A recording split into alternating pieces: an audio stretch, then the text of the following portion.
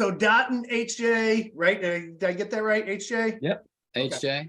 HJ. They created this specialty category of peanuts that they're giving away as gifts. And this Yep. is back in the 50s. Mhm. And now what happens? What Sure. is, where do they go from there? Well, so one of the reasons we were able to grow, and so much of our marketing until, I mean, it still is just word of mouth marketing. So there's a great paper mill here in town, and it was Union Camp prior to International Paper buying it.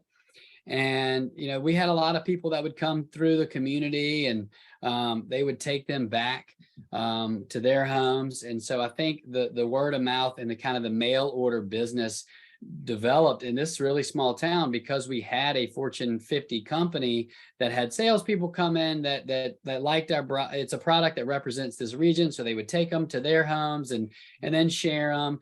And then we just slowly over the 60s, 70s, 80s built this mail order business. And we are still primarily a direct to consumer brand. I'd say, well, it's continuing to come down a little bit, but I'd say 60+% of our business is still D2C, which is wonderful because we have a huge segment of customers that way.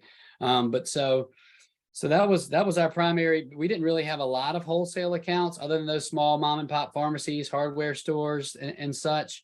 But then my mother really started diversifying some of that in the 90s and early 2000s. And after being at Whole Foods and such, one of my strategies to continue the vision for the family was to grow our wholesale presence in various regions around the country.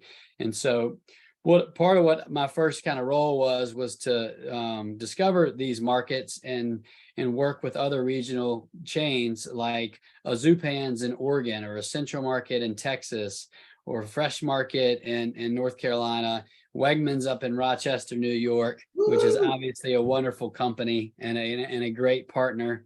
But so that's kind of it. Our business has evolved a little bit from just D2C to having a footprint in some national specialty chains. But we still, I think our model is to continue that and to grow the D2C piece of it. And I don't think our goal is ever really to get into every grocery store, every convenience store, because we are a specialty product and we are a little more expensive and want to maintain that quality. And so that's kind of where we are at the moment. Yeah. Love it. No, thank you for sharing. Tell me about